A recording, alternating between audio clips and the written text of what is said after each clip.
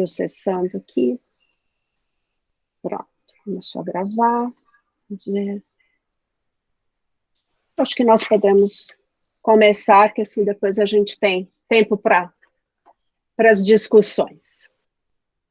Muito bem. Então, antes de Deixa mais... eu só fazer uma... Deixa eu fazer uma aberturazinha e aí você já vai conversar conosco. Bom dia a todos e boa tarde para os nossos colegas de Portugal e de outras partes do exterior. Professora Suzana Barata Gomes, eu quero agradecer e obrigado por aceitar meu convite para participar desse seminário.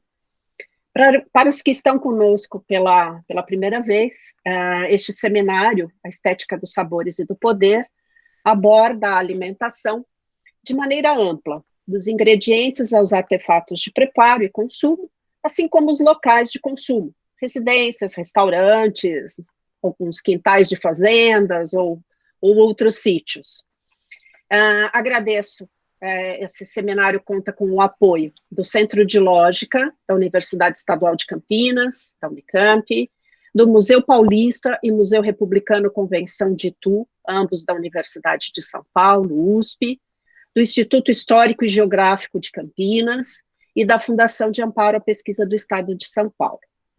O nosso próximo encontro vai ser dia 13 de agosto, às 19h30, horário Brasil, vai ser à noite, então Portugal vai estar um pouquinho tarde, e nós teremos a participação da professora Maria Cecília de Amorim Pila, da Pontifícia Universidade Católica do Paraná, vocês a conhecem também. É uma assídua participante das atividades em Portugal e Lisboa. Bem, Suzana Barata Gomes é licenciada em Sociologia, com mestrado em Estudos Americanos pela Universidade Aberta. Atualmente é doutoranda em Patrimônio, Cultura e Identidades Alimentares na Faculdade de Letras da Universidade de Coimbra, com bolsa da Fundação para a Ciência e Tecnologia. É colaboradora do Centro de História da Sociedade e Cultura da Universidade de Coimbra e do DIAITA, Patrimônio Alimentar da Lusofonia. Desenvolve projetos e trabalhos nas áreas de alimentação, ciências sociais e ambiente, publicou livros, artigos, e é a nossa convidada de hoje. Quero mais uma vez agradecer o teu aceite, Suzana, para estar com a gente hoje nessa manhã, em plenas férias aí, escolares e merecidas que vocês têm em Portugal. Fique à vontade, Suzana. Ora, eu é que agradeço este amável convite, que me deixa muito honrada, e quero deixar os meus parabéns por esta iniciativa, excelente nesta altura onde nós estamos todos tão separados, tão relativamente isolados.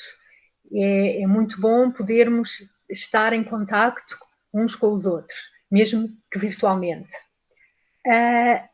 As palestras têm sido muito interessantes, as que eu tenho assistido aqui, e é, portanto, com muito gosto que eu venho hoje participar. Vou fazer a minha apresentação de uma maneira, enfim, talvez leve, breve, porque gostava muito que no final nós pudéssemos alargar o debate e ouvir os colegas do Brasil, sobretudo, dado que a minha temática tem a ver com estas antigas, fraternais relações entre Portugal e o Brasil. O tema da minha palestra versa sobretudo sobre a questão dos banquetes de Estado, tendo como ponto de partida os menus, os cardápios ou as ementas, os cardápios no Brasil, as ementas em português atual. Apesar do menu persistir, a influência francesa faz-se sentir, os banquetes são o ponto alto, o momento alto das visitas de Estado. São, de facto, aqueles momentos onde nós nos mostramos, nos exibimos ao outro. É uma demonstração de poder, é uma ostentação em termos simbólicos. é muito importante, há muitas leituras que podem ser feitas, e estando esta série de palestras subordinada ao tema da estética, dos sabores e do poder, eu achei que este tema da vinda do presidente do Brasil, João Café Filho, a Portugal em 1955, se adequava particularmente. E porquê? Eu tenho vindo a desenvolver a pesquisa para a minha tese de doutoramento sobre os banquetes de Estado, no século XX, do Estado português, e nas minhas pesquisas, nas minhas demarches, nos vários centros de arquivo, deparei-me com um enorme volume, uma caixa enorme relativa a esta visita. Tenho que confessar que o presidente Café Filho não era exatamente uma referência muito importante para mim em termos de presidentes do Brasil. E o que é que acontece? Há, de facto, todo um aproveitamento, uma encenação de poder em torno desta visita, que é mutuamente vantajosa. Portanto, há dividendos óbvios para Portugal e também para o Brasil, e neste caso a estética tem a ver com toda esta encenação que é feita, e os sabores são, de facto, postos ao serviço de objetivos políticos. Ora, comecemos então. Há toda uma produção em torno desta visita, e eu organizei sucintamente a minha apresentação em torno dos principais momentos, dos marcos desta visita. Ora, o que é que acontece? O presidente Café Filho ascende ao poder numa altura muito conturbada no Brasil e na sequência de um acontecimento dramático. O que acontece é que, na sequência do suicídio do presidente Getúlio Vargas, de quem João Café Filho era vice-presidente, João Café Filho ascende à presidência. Resta dizer que esta relação entre os dois nunca tinha sido pacífica. Diz-se que Getúlio Vargas nunca citava o nome de Café Filho, dizia o meu vice, o candidato a meu vice, nunca citando o nome de Café Filho. Podíamos ir por aí, e aliás este trabalho, partindo dos menus, nós vamos estabelecendo uma sequência de factos, como se fosse um trabalho de detetive, um puzzle que se vai completando e que não tem fim, não é? Puxa-se o fio à meada e é muito interessante e muito estimulante. Continuamos sempre a descobrir coisas novas e que vão elucidar aspectos, e de repente as coisas começam a fazer sentido. Esta articulação entre os eventos. Esta visita aconteceu em abril de 1955 e é uma retribuição a uma visita realizada em 1922 pelo então presidente da República de Portugal, António José de Almeida, que se deslocou ao Brasil na altura das comemorações do centenário da independência do Brasil. Quando se fala na vinda de Café Filho a Portugal, agenda-se inicialmente para março, mas de facto era uma altura conturbada, era uma altura de crise política, social e também uma grave crise económica que o Brasil estava a atravessar, e a viagem esteve quase para não acontecer precisamente por estes motivos económicos. No entanto, foi considerado pelo Palácio do Catete que seria da mais alta importância esta visita e este encontro entre os dois chefes de Estado. E sendo assim, esta viagem foi votada favoravelmente na Câmara dos Deputados e segue para a aprovação do Senado brasileiro.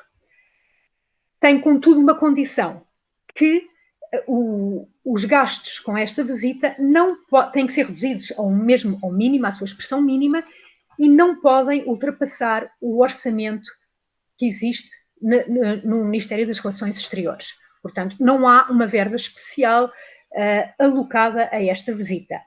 Pelo que a comitiva que chega a Portugal, num avião, num quadrimotor, comercial da Pan-Air do Brasil, é uma comitiva extremamente reduzida, muito pouco característica das visitas desta época, e não só, eu diria. As fotos que eu apresento aqui são, de certa forma, emblemáticas. Na primeira é Café Filho gabava-se de fazer um café muito bom, único, fazendo jus ao seu nome, talvez aqui numa tentativa de brincar com um nome relativamente invulgar, fazia um café verdadeiro, autêntico, o café coado, e vemos na primeira gravura Café Filho a coar o café, na segunda imagem, Café Filho bebendo o seu café. Há um facto que depois vamos ver que talvez seja passível de discussão e que eu gostava que vocês retivessem desde já, que é o facto, para além de Café Filho ser natural do Rio Grande do Norte, que não é habitualmente uma região que produza presidentes da República do Brasil, ele é também oriundo de uma família presbiteriana. E isso provavelmente vai ter alguma influência, nomeadamente na sua ética, nos seus valores e até, e isto agora já sou eu a especular, em algumas questões alimentares. Quando o Café Filho, que desembarca inicialmente em Casablanca e depois segue para Lisboa, quando chega é recebido em apoteose. Chega ao Cabo Espichel num cruzador e quando chega ao Porto de Lisboa tem a armada portuguesa perfilada, as embarcações engalanadas à sua espera no cais das colunas no Terreiro do Paço. À sua espera estavam os mais altos representantes de Portugal, Salazar, que na altura ainda era uma segunda figura, e o Presidente da República, claro, Craveiro Lopes. Segue-se um desfile pela cidade de Lisboa. A cidade está festiva, está... as pessoas, algum comércio fecha, aliás, como depois acontece também quando de outras deslocações, ao Porto, ao Guimarães e a Coimbra, as pessoas vêm à rua. Provavelmente haverá aqui alguma organização em termos de propaganda por parte do Estado português, mas a verdade é que há imensas bandeiras, há imensas... aqueles confeti que são aqui, que podemos ver, que são atirados pelas janelas com as cores de Portugal e do Brasil. As pessoas estão perfiladas ao longo das ruas e das praças, no cortejo que segue até ao Terreiro do Paço. Diz-se que Café Filho agitava entusiasticamente não uma, mas duas bandeiras de Portugal, com que acenava à população.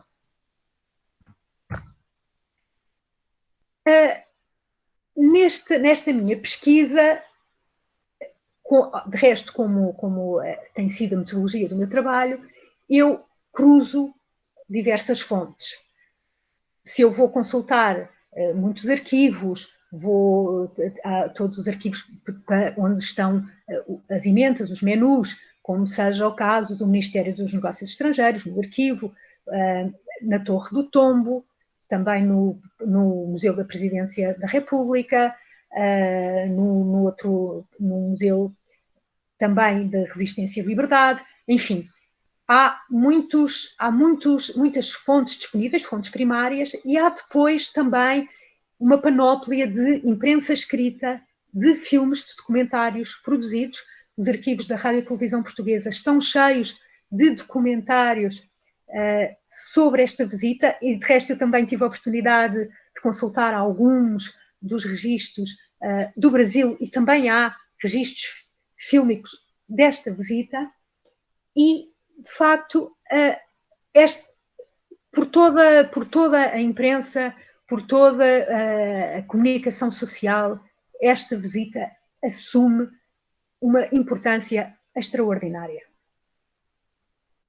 Isto, ali anteriormente, víamos o exemplo de um jornal português de grande tiragem, aliás, o jornal de maior expansão no mundo português, e não podemos esquecer que nesta altura Portugal ainda era uma potência colonial, e também num jornal do Rio de Janeiro, o Correio da Manhã, a visita assume um protagonismo e uma importância de primeira página. Ora, eu fiz aqui uma pequena cronologia da visita, com almoços e jantares, que dão conta do que foi esta visita, que foi breve, não é? Portanto, Café Filho chega a 22 de Abril, na manhã de 22 de Abril, e vai-se embora na manhã de 28 de Abril. A conjuntura no Brasil não permitia uma ausência mais prolongada, era um risco. E logo no dia 22 de Abril, nesta altura era muito frequente, e ainda de resto, ainda ao longo do século XX, os chefes de Estado ficarem alojados no Palácio de Queluz, e nesse dia o almoço é íntimo no Palácio de Queluz. O dia foi cumprido e o jantar também foi no Palácio de Queluz, também íntimo, mas seguido de uma saída. Queluz fica nos arredores de Lisboa, fica na chamada linha de Sintra. Era um palácio muito usado, era até um palácio de veraneio, um palácio bonito, eu já vos mostrarei algumas imagens. E, como eu dizia, a seguir a esse jantar íntimo, a comitiva segue para uma récita de gala no Teatro de São Carlos, em honra de Café Filho, onde é apresentada uma ópera de Rossini. Aliás, Rossini com 2 S. No dia 23 de Abril, o almoço, após a noite tão agitada, o almoço é ainda íntimo e vem então o primeiro grande momento, que é o jantar, o banquete no Palácio Nacional da Ajuda, oferecido pelo presidente Craveiro Lopes. Já iremos ver no que é que constou este banquete. E temos logo aqui, portanto, no segundo dia da visita, o banquete, como é da praxe, oferecido pelo anfitrião. No dia 24 de Abril, Café Filho e Oscar Carmona, sempre os 2 presidentes, seguem para Coimbra, onde é atribuído o título de doutor honoris causa pela Faculdade de Direito a Café Filho. Não há menção a este almoço, mas depreende-se que terá sido um almoço quase de trabalho no âmbito desta cerimónia. Contudo, ao jantar, o banquete é de gala e passa-se nos salões da reitoria da Universidade de Coimbra, assistido pelo general Craveiro Lopes, claro, que será acompanhado com bastantes dos seus ministros, onde está o reitor da Universidade de Coimbra, o vice-reitor e os vários diretores das várias faculdades. De Coimbra, seguem no dia seguinte, dia 25 de Abril, para um almoço íntimo no Porto, no Hotel Infante Sagres. Os 2 presidentes têm um almoço neste hotel. Entretanto, vão a Guimarães depositar uma coroa de flores na estátua do primeiro rei de Portugal, Dom Afonso Henriques. Em Guimarães também são recebidos com pompa e circunstância, o comércio fechado, todas essas coisas. E vêm então para outro banquete, o banquete no Palácio da Bolsa, o jantar. Estamos no Porto, não esquecer, e a seguir a este banquete há uma recepção no Salão Árabe, no famoso Salão Árabe do Palácio da Bolsa, onde essa recepção é alargada. Consta que estariam cerca de 600 pessoas presentes, entre personalidades portuguesas e personalidades brasileiras. O ritmo da visita é intenso. No dia seguinte, vêm de comboio novamente para Lisboa. A viagem, o almoço é no comboio, a bordo do comboio, e o jantar é íntimo, novamente no Palácio de Queluz. Mas, a seguir ao jantar, novamente, rumo a Lisboa para os festejos populares no Castelo de São Jorge, que está na colina de Lisboa. Diz que foi uma noite particularmente ventosa, o que prejudicou um bocadinho estes festejos. Estava um tempo um pouco inóspito, como é muito frequente em Lisboa, o vento, a proximidade do mar, pode tornar as noites bastante agrestes.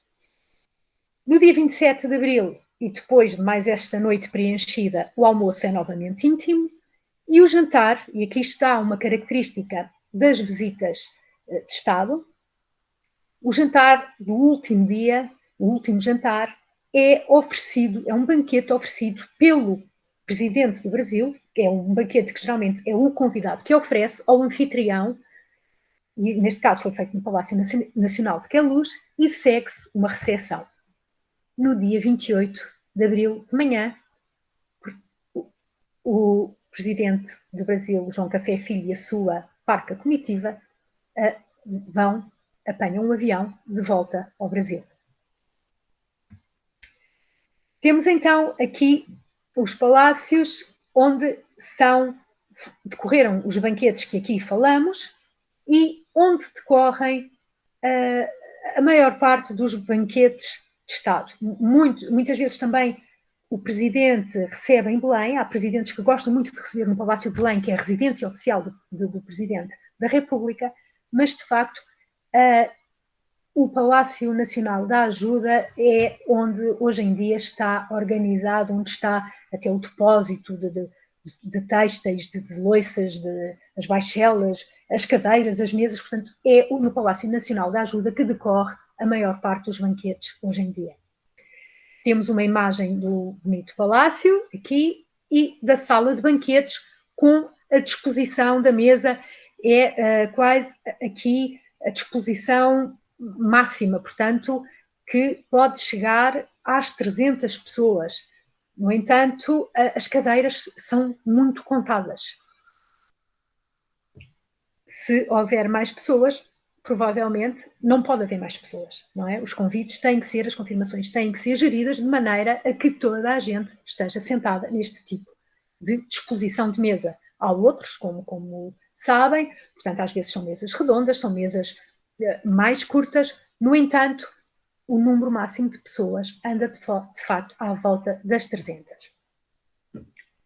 No Palácio de Queluz, que tem uns jardins muito bonitos, uns jardins românticos muito bonitos, com um salão de banquetes com características algo diferentes, também imponente, também com lustres, com espelhos, tal como acontece na Ajuda, que impressionam muito quem nos visita, e que neste momento devo dizer que está disponível para a organização de eventos. Portanto, se alguém quiser comemorar, enfim, alguma coisa, algum aniversário especial, é passível de alugar este salão de banquetes. Sinal dos tempos. Eu não disponho de um convite para, no âmbito da visita de João Café Filho, mas não queria deixar de vos mostrar o convite tipo para um banquete, que é um pequeno cartão de formato, é metade de um formato A5, aliás, há umas medidas, o formato daquele cartão, onde consta o escudo armilar, o escudo de Portugal sobreposto à esfera armilar. Aqui já temos um presidente posterior, o presidente Américo Tomás, e a ocasião é outra, portanto, mas não queria deixar de vos mostrar o convite tipo para um banquete do Presidente da República. A composição das mesas. Trago-vos aqui uns exemplos bastante arcaicos, manuscritos, rabiscados, corrigidos. Cada caso é um caso, como nos dizem. Há sempre alterações. Isto é um puzzle difícil de fazer e que joga com sensibilidades, com suscetibilidades e, sobretudo, joga com o protocolo. A importância do protocolo é central na questão dos banquetes e está a cargo do Ministério dos Negócios Estrangeiros, neste momento, ao Serviço de Protocolo, que se encarrega, tem a tarefa árdua, muitas vezes, de, a par do pessoal dos palácios, nomeadamente do Palácio da Ajuda, organizar todas estas cerimónias, todos estes banquetes. Como eu vos dizia, aqui há algumas imagens dos depósitos de louças, de talheres, da baixela. Ali são as toalhas com as medidas, podem ver aqui 3 metros, 2 metros, 1 metro. que as mesas vão sendo acrescentadas, as mesas são parcelares e vão-se pondo as toalhas à medida da mesa, à medida do número de convidados. Agora sim, chegamos aos menus. E isto tem a ver com o título da minha apresentação hoje. Portanto, era salmonetes ao almoço, salmão ao jantar. Salmonetes no Palácio de Queluz, salmão ao jantar. Aqui está invertida a ordem, mas o registro físico é este, portanto, quando estava a recolher o material, a fotografia é mesmo assim, foi agregado para efeitos de arquivo, e devo dizer que em termos de arquivo não é fácil, a ordenação é desigual dos vários registros das várias visitas, é uma tarefa que requer muito tempo, morosa, mas muito interessante, claro está. Então, temos este almoço no Palácio de Queluz, no dia 23 de abril, que é um almoço íntimo e, portanto, é mais leve. Temos os salmonetes grelhados e aqui, por exemplo, a questão de um peixe salmonetes só poderia constar num almoço íntimo. E porquê? Porque o salmonete tem espinhas e, portanto, não se pode estar num banquete a conversar com tanta gala, com tanta cerimónia e a pessoa estar preocupada com as espinhas ou correr o risco de engolir uma espinha. Geralmente o que se faz é tirar o lombo aos peixes, servir os lombos, mas nem todo, em termos de apresentação, não é comum surgir um peixe assim num banquete. No entanto, como se trata de um almoço íntimo, cá temos nós os salmonetes grelhados. A seguir, temos os pequenos bifes com presunto de Chaves, e é interessante esta referência aos produtos regionais, portanto, o presunto de Chaves, uma região de Portugal do Norte, onde conhecida pelos seus bons presuntos, é servido queijo e as trouxas de ovos das Caldas, que são também uma especialidade da zona das Caldas. Há gelados e acaba-se com as laranjas de Setúbal, que são as melhores laranjas de Portugal, são tidas como as melhores laranjas de Portugal. Portanto, atente aqui nestas referências às regiões, diferentes regiões de Portugal, nesta exibição do produto nacional, não é? Da nossa especificidade, da nossa diversidade, da riqueza e do que é característico do país. À noite, no banquete, temos um creme de ervilhas, é quase obrigatório haver uma sopa, um creme, um consomé, e o tal salmão do Minho, que é uma região tradicional para o salmão de Portugal, onde havia os viveiros de salmão, e que é um peixe que realmente tem uns lombos grandes e que é mais fácil de ser servido. Em seguida vem o peito de peru, portanto também nada de ossos, uma carne limpa, e a seguir uns espargos, que são leves e que são uma presença muito comum nos menus dos banquetes de Estado. O bolo é de chantilly e a fruta morangos. Estamos em abril, está-se na altura dos primeiros morangos. O que é que eu vos queria chamar a atenção? Aqui, neste canto esquerdo do menu do banquete, há uma referência às bebidas. Portanto, há o vinho da Madeira, há um branco seco, há um vinho do Dão, há espumante e há vinho do Porto. Ao almoço não há referência a bebidas alcoólicas. Mesmo esta referência no banquete da noite, as bebidas aqui é muito atípica. São poucas bebidas e não há designação. Geralmente, nos outros menus, nós encontramos uma descrição bastante apurada dos vinhos. Os vinhos são uma parte muito importante, fundamental dos banquetes. Aqui são referidos com muita parcimónia. Eu não sei se, e gostava de ter a vossa opinião, a vossa sensibilidade acerca disto, se poderíamos associar este facto à questão da religião. Muitas vezes na preparação dos banquetes estes aspectos são tidos em conta, é feito um trabalho pelo protocolo de levantamento de eventuais questões de alimentos interditos, de alimentos complicados, e será que o facto de João Café Filho pertencer à Igreja Presbiteriana, que não é um pouco adversa ou bastante adversa ao consumo de bebidas alcoólicas, tem a ver com este facto? Não consegui apurar, mas gostava muito se por acaso vocês me pudessem ajudar neste enigma. Ora bem, no dia 26 de abril, temos um novo jantar íntimo no Palácio de Queluz, onde é servido um creme de tomate, filetes de linguado, lá está, um peixe já pronto a consumir, um lombo à portuguesa, novamente os espargos, o bolo é de chocolate e depois são servidas compotas. Como podem ver, relativamente ao menu dos banquetes, é sempre mais reduzido, como é óbvio. E aqui trata-se de um jantar.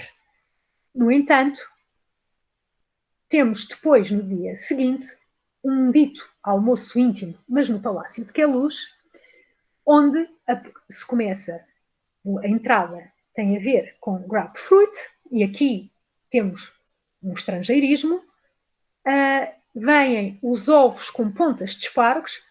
Espero que o presidente de Café Filho gostasse de espargos, porque a profusão de serviço de espargos é evidente. A seguir são servidos medalhões de lagosta, frango grelhado, espinafres, toucinho do céu, que é uma especialidade com muitos ovos, muito boa, característica de Portugal, queijo, gelados e, novamente, os morangos.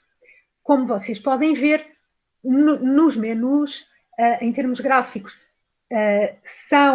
têm-se mantido, ainda hoje eles são muito semelhantes, é só a esfera armilar e o escudo, e aqui a marca d'água também, idêntica.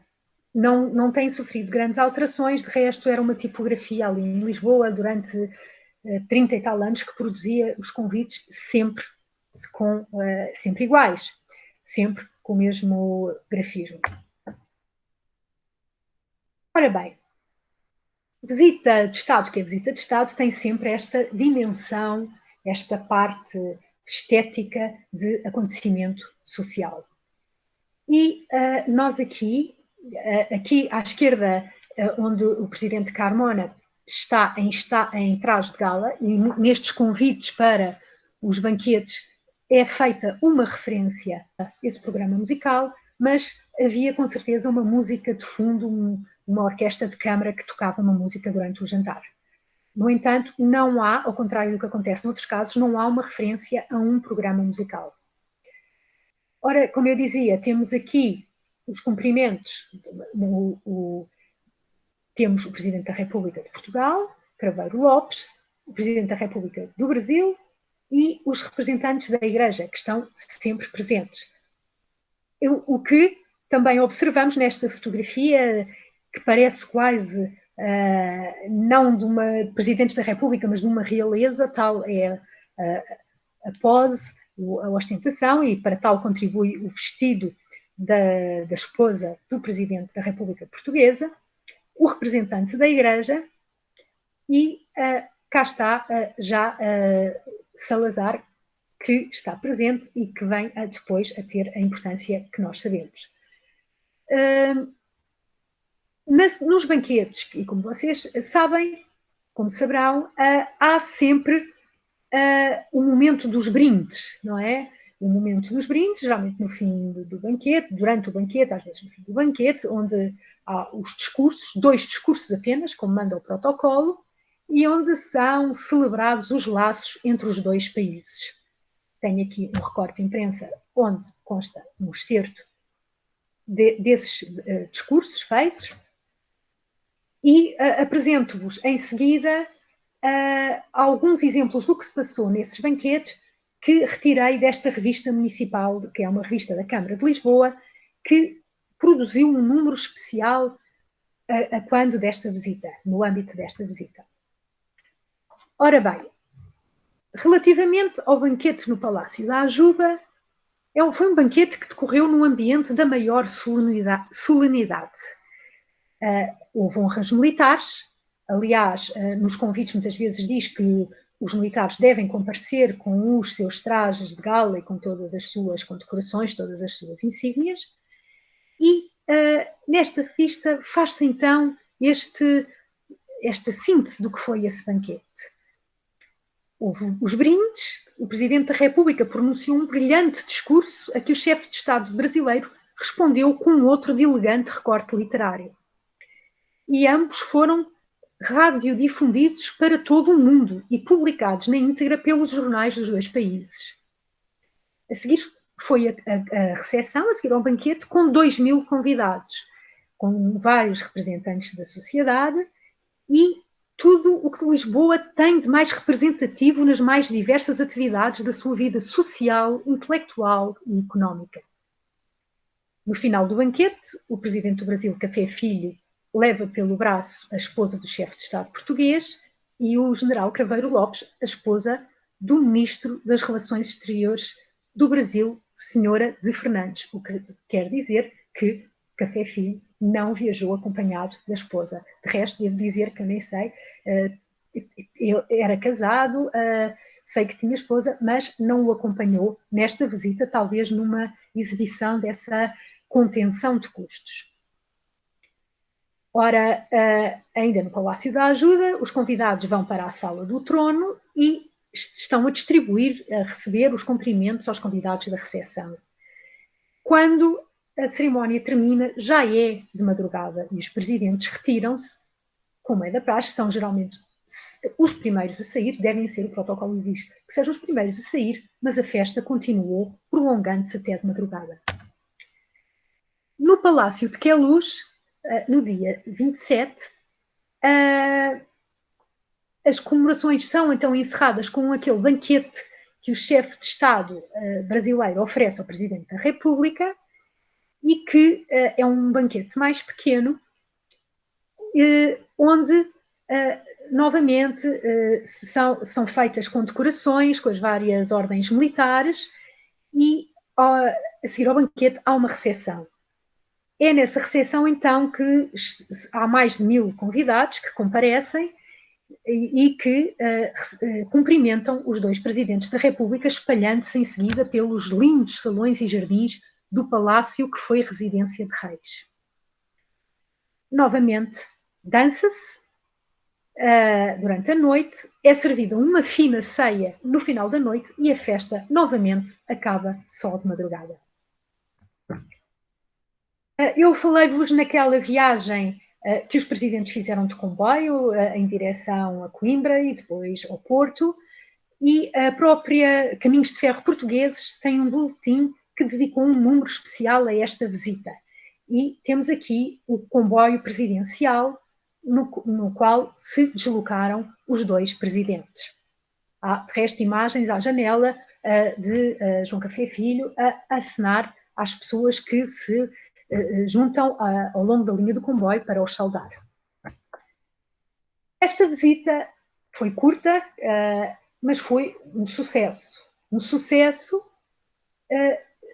em termos políticos para Portugal, que vivia uma situação tensa em relação a um acontecimento na Índia, vem mostrar uma ideia de alguma paz com uma ex-colónia, portanto, o Portugal imperial, um Portugal com potência colonial, mas que tem boas relações com esta sua ex-colónia, para o Brasil, no sentido de dar esta projeção e algum apoio por parte do Estado português à presidência de Café Filho, e é uma presidência curta, de resto, vai de agosto de 54 até novembro de 55, pouco mais de um ano, portanto esta visita terá sido a única esta visita a Portugal terá sido a única que o Presidente realizou, e vai ser retribuída em 57 com o Presidente Craveiro Lopes a ir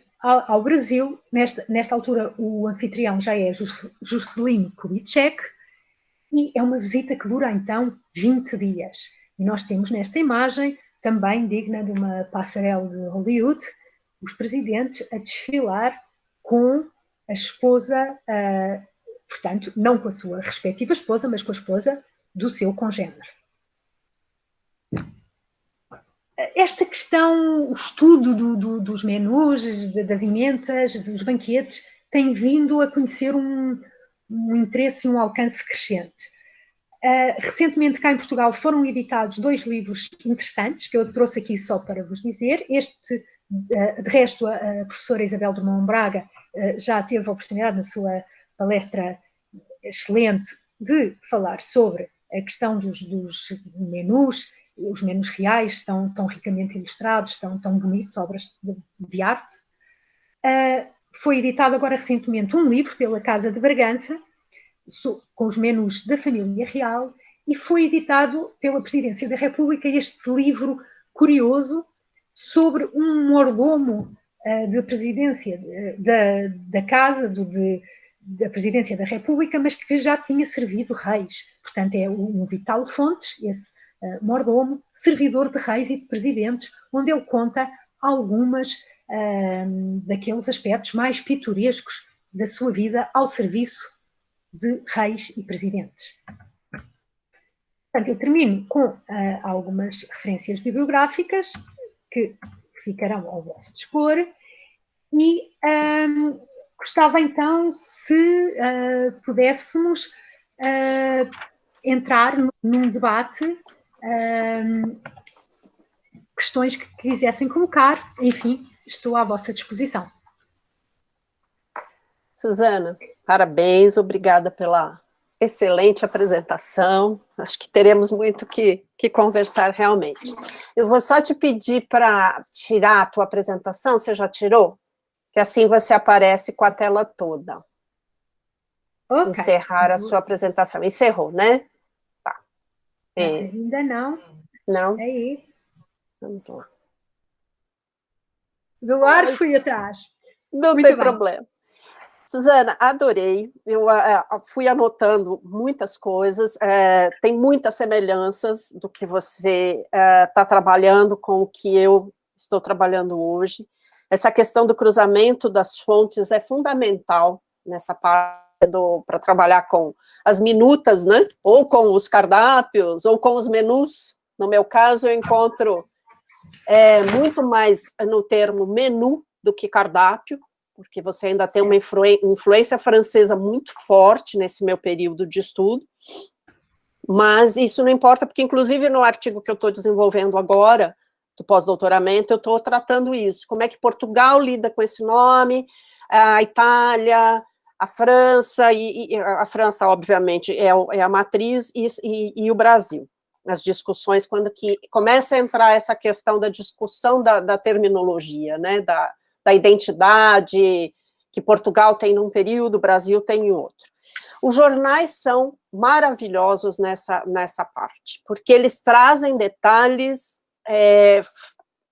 muito ricos, desde como eram as mesas, a formação, se elas eram em forma de U ou em forma de T, a decoração dos salões, a orquestra, quem eram os convidados, o protocolo que você mostrou.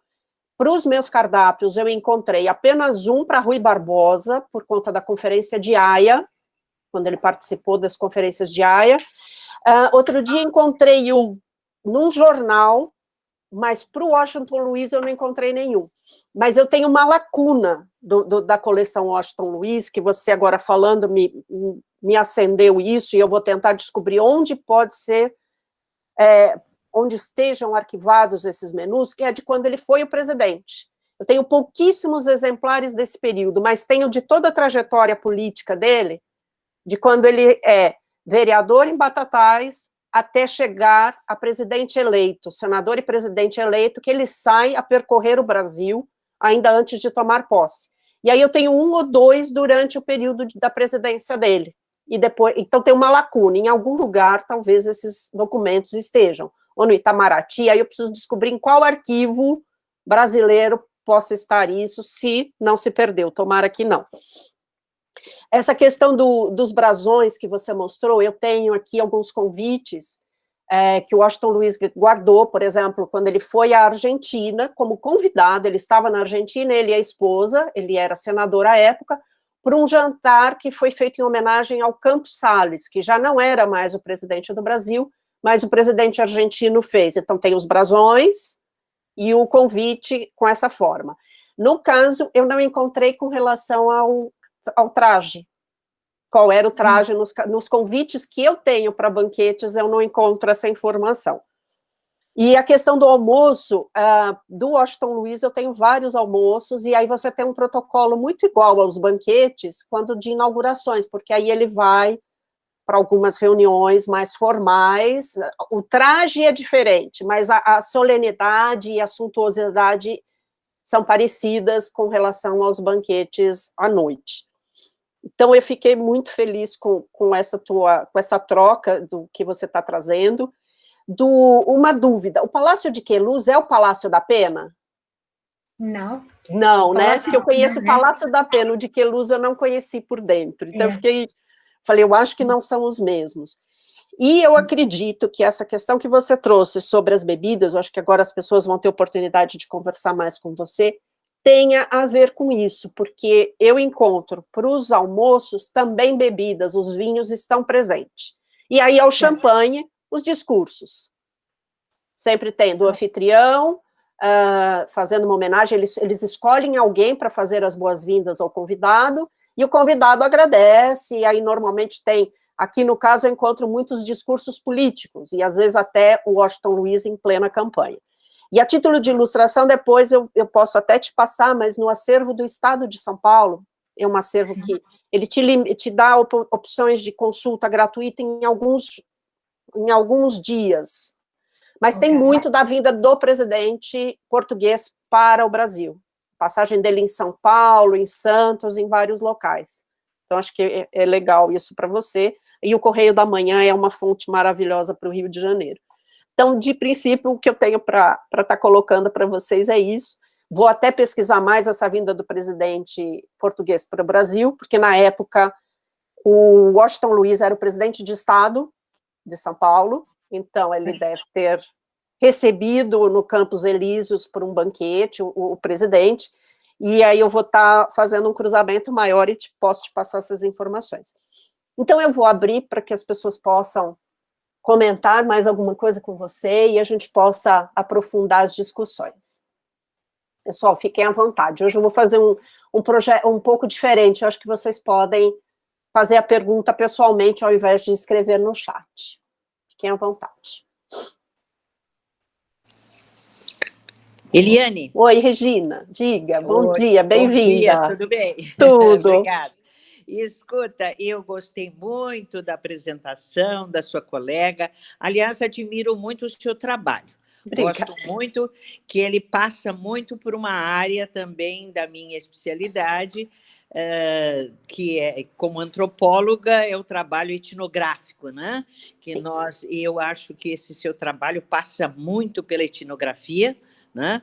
E achei interessante a apresentação, até porque me fez lembrar desse aspecto propriamente simbólico que envolve a questão da apresentação, ou seja, dos cardápios. É muito curioso, por exemplo, servir salmonetes, né? Aliás, o nome da palestra era Salmonetes, né?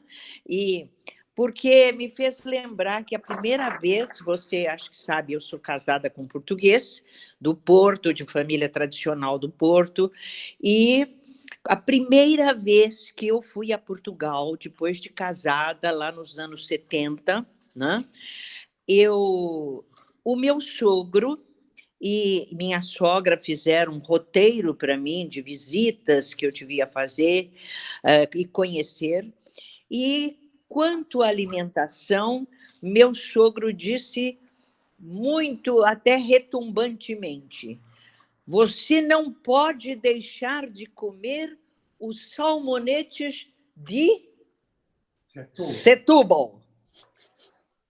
Os salmonetes de Setúbal são especiais, Regina. Você tem que ir a Setúbal comer os salmonetes.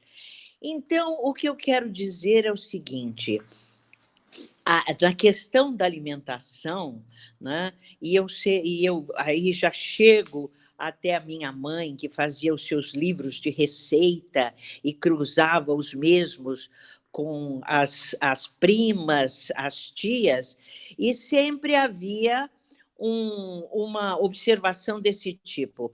Quando você receber uma pessoa mais fina, mais intelectualizada, mais acostumada à boa mesa, você sirva tais e tais coisas.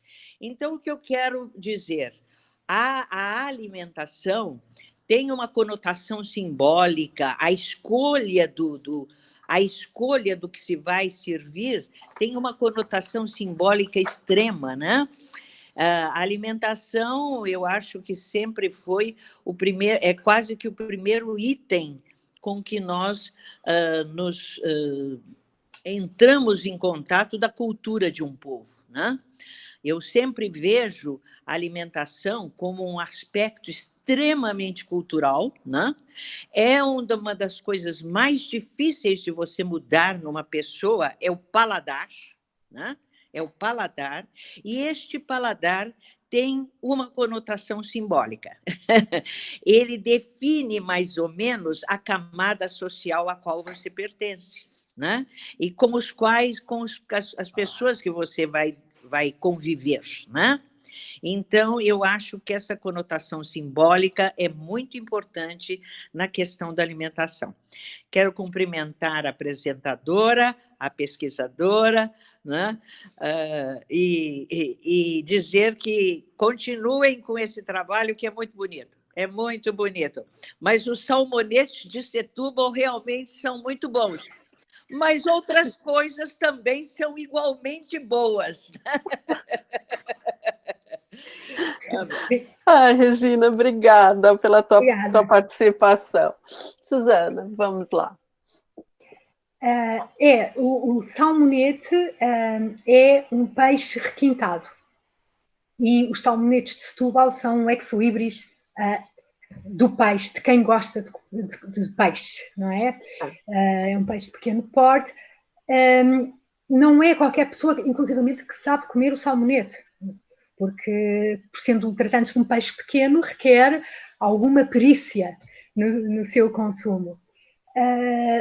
E, mais uma vez aqui, percebeu-se que o nosso convidado, o convidado do Estado português, era uma pessoa de requinte, portanto, era uma pessoa, havia um caráter distintivo neste convidado, pelo que, nas pesquisas prévias que o protocolo terá feito, chegou à conclusão que servir salmonete ao almoço e salmão ao jantar não era redundante, era corresponder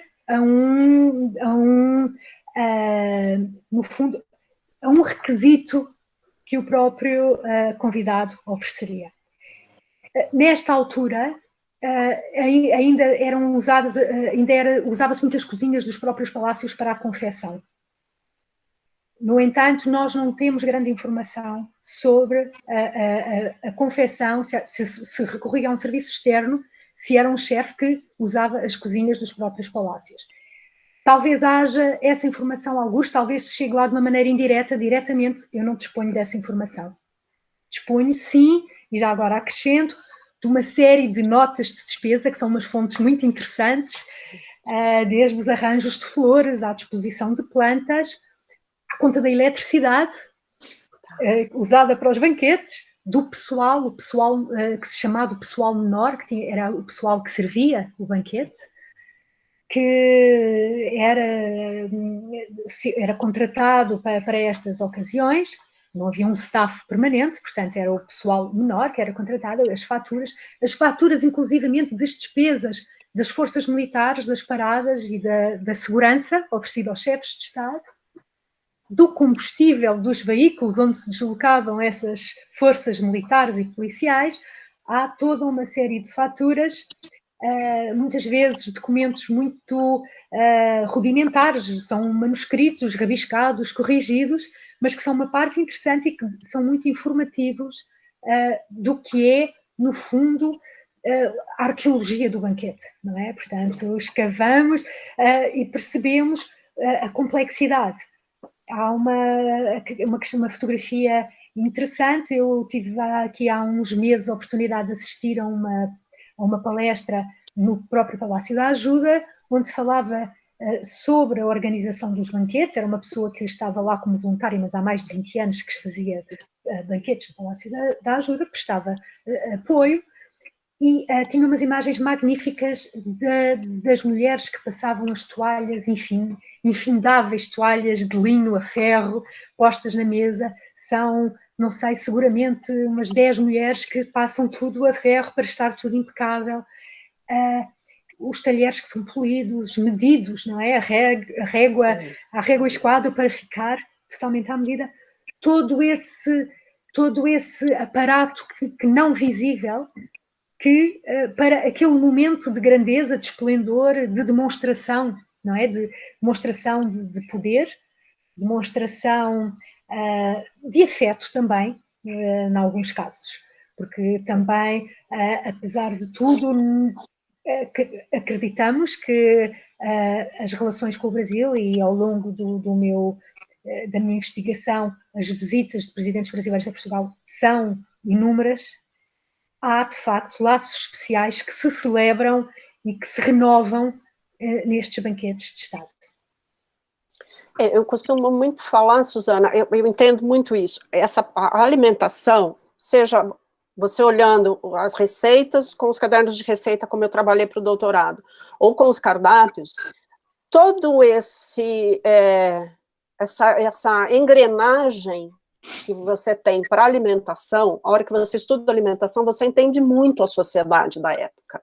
Porque você pode, exatamente, a hora que você encontra esses apontamentos, a questão econômica disso, quanto se gastava para fazer esses banquetes. Esse que eu encontrei, por exemplo, do banquete para o Campos Salles, que o presidente Sáenz Pena fez para ele, depois tem toda uma discussão na Câmara Argentina do gasto que foi feito, as justificativas pelos gastos que foram feitos. Não é o meu objeto, mas são informações que você pode ter. Esse caso do trabalho, das relações de trabalho que existem, dos que servem, dos que preparam todo esse banquete.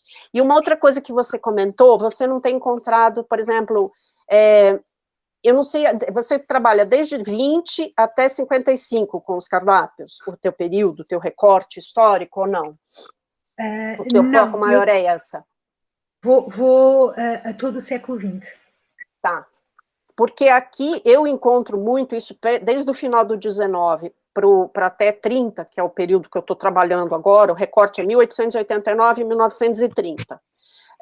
Tem muitos serviços, você contratava empresas para os banquetes, então você tem o serviço da Rotisserie Sportsman, não apenas o local servia como um palco dos banquetes, mas você costumava contratar, mesmo quando os banquetes eram feitos em residências de presidentes de Estado, que nessa época chamava presidente de Estado e não governador, como é chamado hoje. Então, você contratava um serviço, provavelmente havia os maîtres, e aí, pelo jornal, eu tenho percebido que quando você tem esse tipo de trabalho, eram serviços de maîtres, de cozinheiros, e aquela coisa mais familiar são as mulheres que estão à frente dos estabelecimentos, também essa questão de relação de gênero, quer dizer, sim, a alimentação nos permite visualizar a sociedade, e não só para os banquetes dos ricos, porque a hora que você chega na casa mais simples, normalmente você é colocado num local de destaque à mesa, e você é um convidado especial, você já prepara um cardápio especial também no seu receber do cotidiano, né? Então, é muito, muito prazerosa essa questão. E aí tem a cozinha do afeto, né, Maria José? Que aí você prepara, quando você vai receber um convidado especial, a tua comida de afeto, né? Exatamente. É isso, não é? Nós, enfim, eu ainda não cheguei ao fim aqui do estudo e esta sessão que foi ótima. Maria José, o cabelo da Maria José. Não percebi.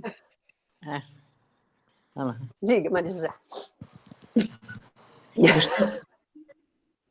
Está bem vista, tranquilo. Enfim, a Cozinha dos Afetos está presente sobretudo no espaço da endocozinha, não nestas cerimónias, embora evidentemente que as relações entre os países também tenham aqui, que são um bocadinho diferentes. Mas eu queria aqui perguntar à Susana, posso? Claro, fica à vontade. Claro, Maria José, estou aqui para isso. Enfim, estas perguntas com a Susana, eu conheço a Susana já há muito tempo, somos, para além de colegas, também somos amigas, mas a propósito deste menu, dos salmonetes e do salmão e de todas estas especialidades regionais, a minha pergunta é esta. Já estamos numa época de afirmação do nacionalismo culinário, verdade? Ou seja, aquilo que é a influência francesa já não é determinante. Vamos começar agora estamos aqui no regime de Estado Novo e a apologia do nacionalismo culinário. Mas a minha pergunta é esta: isto pode ter sido mais vincado pelo facto de se tratar do presidente do Brasil? Ou seja, vamos deixar a França de lado, mas nos outros, porque eu não estudo isso, mas nos outros menus da mesma época, quer em termos de terminologia, porque nós não vimos ali nenhum vol au vin, nenhum soufflé, nenhum asperge, nenhum consommé, aqui não vemos nada. Mas isso deve-se também ou não ao facto de ser a recepção ao presidente do Brasil, com o qual nós temos uma identidade muito para além daquela que temos com outros chefes de Estado. Era a minha pergunta. Muito bem, Maria José, muito obrigada. O que é que eu acho que tens toda a razão, é um período de afirmação do nacionalismo culinário, não é? Está talvez a dar os primeiros passos, porque Salazar nesta altura ainda era uma figura já com muito poder, mas relativamente secundário, mas há aqui também, de alguma forma, e eu digo isto de uma maneira quase intuitiva, mas a intuição também faz parte do trabalho do investigador e da bagagem do investigador, que há isto que eu referi como os produtos regionais, há também um apelo a alguns antecedentes familiares de membros da comitiva, não é? Portanto, isto remete para alguns sabores, eventualmente da infância, de memórias, de coisas que os próprios, de uma maneira geral, os brasileiros ouvem falar, pais, avós, e que têm estas referências interiorizadas e, de alguma forma, houve esta tentativa de ir ao encontro do que seria significativo para o outro, não é? Dar o que há de melhor, mas também esse significado afetivo, emocional, e que neste contexto era muito importante, porque até havia esta noção deste mandato de Café Filho ser de alguma forma transitório, não é? Muito limitado no tempo, nesta época conturbada, portanto aqui quase mesmo o facto de existirem tantos menus de refeições íntimas indica que foi posto um extremo cuidado em todos os momentos desta visita. De outra forma, nós não teríamos acesso a este volume de informação sobre as refeições íntimas. O que provavelmente aconteceu foi que dedicaram até um chefe a toda a estadia, que foi curta, exato, de maneira que fosse um sucesso absoluto e que Portugal pudesse marcar esta posição, até porque com o suicídio de Vargas, com aquela sucessão tumultuosa que se adivinhava, era importante Portugal marcar uma posição como interlocutor privilegiado nas relações com o Brasil. Portanto, eu diria que há aqui quase um cuidado, de facto, afetivo, um cuidado redobrado para com este convidado. Talvez também o facto da comitiva ser mais reduzida permitisse este enfoque mais atencioso, mais central. Pessoal, mais pessoal, de acordo com as características. E, de resto, apesar de nós termos a sensação, quando se fala de Café Filho, as primeiras imagens não sugerem uma personagem de grande simpatia, mas parece que não era essa a realidade. que era uma pessoa que, pela sua integridade, conquistava as pessoas. E, neste sentido, o presidente português era também uma figura bastante íntegra, um homem de valores, um militar de uma conduta moral bastante firme, que, de resto, levam ao seu afastamento, com alguma amargura. Portanto, talvez houvesse também aqui alguma identificação que permitisse que houve aqui uma combinação de sucesso para esta visita, que parece, tanta leitura que se faz, que parecia um momento de pouca importância e que de repente assume no historial das visitas de Estado, da diplomacia, um relevo bastante importante. Há aqui esta conjugação feliz de fatores e penso, não sei se terei respondido à tua questão, Maria José. Sim. Obrigada. É interessante isso, porque coisa semelhante aconteceu quando da visita do rei da Bélgica, o rei Alberto I, a esposa e o filho, eles estiveram no Brasil na década de 20, e também você tem a designação de um chefe no Rio de Janeiro, você tem todo, além do cardápio do banquete, todo o ritual do que... Nós temos um folheto onde todos os dias o que eles iam fazer, onde o rei Alberto ia, onde a rainha ia, o que ia visitar, quem ia receber. E eu consegui recuperar pelo jornal a menção de um cozinheiro que preparava os doces prediletos dela e encaminhava. Eu não consegui descobrir de onde, se era da Confeitaria Colombo, se era da Casa Pascoal, mas ele mandava esse doce para ela, porque tem um aluno no Rio Grande do Sul estudando essa visita e ele quer entender sobre a questão de uma sobremesa chamada Rei Alberto. Mas no menu que eu tenho, não tem esse nome na sobremesa, porque também uma coisa interessante, eles costumavam dar um nome para um dos pratos, o nome do convidado, né, como uma homenagem. Para o Washington Luiz tem muito isso. E aqui a questão do nacionalismo acontece um pouco antes. Eu percebo isso já a finais do 19 e no 20, porque aí você tem o movimento modernista, o movimento regionalista no Nordeste também, e agora com essa coletânea que acabou de sair, organizada pela Leila Algrante e pela Cidiana, onde a gente consegue ver o Brasil, porque isso aqui é um território, né, um continente, e eu estou tendo contato com trabalhos, por exemplo, desenvolvidos no Pará, onde você já tem receitas lá no século XIX com uma conotação mais nacionalista, porque o Washington Luiz mostra muito isso, tem muito esse... É emblemático, você tem essa contraposição, o francês e os pratos mais nossos, regionais. E quando eu digo nossos, regionais, não dá para a gente dizer que são nossos, porque você tem essa interação, eu gosto de falar isso, do índio, do português, do negro, do italiano, do alemão, você tem uma mescla. Então, eu acho muito difícil dizer, nosso prato nacional. Não, eu acho que nós temos pratos nacionais e fica muito difícil você dar um símbolo, como Portugal pode ter um prato que represente muito, que nem o bacalhau para a gente é sinônimo de Portugal, e assim por diante, os doces. Então, eu acho que seria mais ou menos nisso. Não sei se eu estou te ajudando, mas é que eu estou também fazendo um trabalho aqui, pensando na minha pesquisa e a gente fazer essa troca de conhecimento. Sim, claro, muito útil, claro que sim. Alguém mais quer fazer alguma pergunta? Suzana, quer fazer mais alguma consideração? Eu estou vendo que a Cidiana está aqui nos ouvindo, está ali quietinha, mas ela está aqui participando da gente. Esse livro, eu espero que chegue logo em Portugal, está maravilhoso essa coletânea.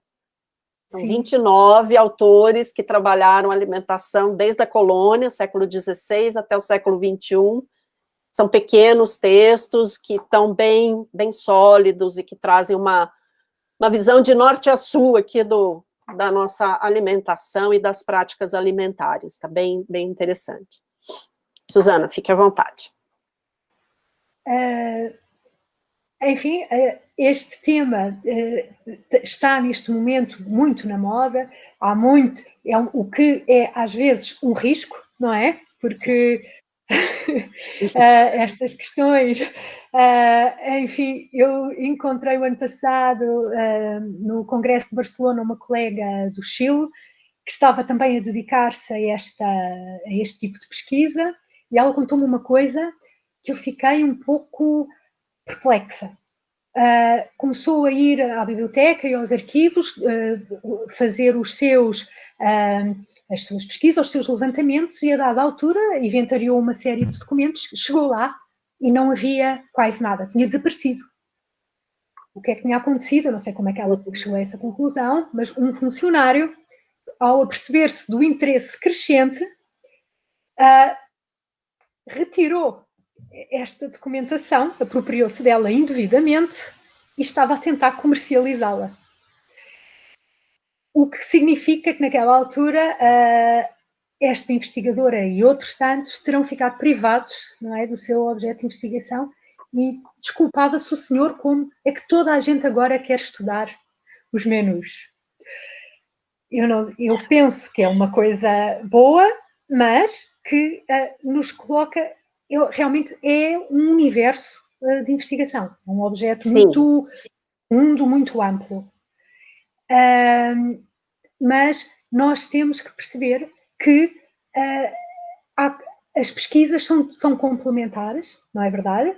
E, portanto, esta oportunidade que eu tenho de partilha convosco enriquece-nos mutuamente, e por isso eu estou muito grata e foi uma experiência muito agradável, e para todos os que ouviram, os que irão depois ouvir mais tarde, questões que tenham, claro que estou ao dispor dentro das minhas possibilidades, e enfim, e até breve, espero eu. Se tudo correr bem, dentro de alguns meses estamos a concluir as nossas investigações. Sim. Com as limitações que o nosso trabalho de campo, começámos até por falar nisso, como investigadores, os nossos trabalhos de campo neste momento estão a sofrer limitações complicadas e sérias, alguns atrasos, mas estas partilhas, estes momentos de partilha são ótimos para nos lembrar que há mais pessoas, não estamos sós, há mais pessoas a fazer o mesmo que nós, de uma maneira complementar, de outras formas de pensar, outros olhares. É maravilhoso. Muito obrigada.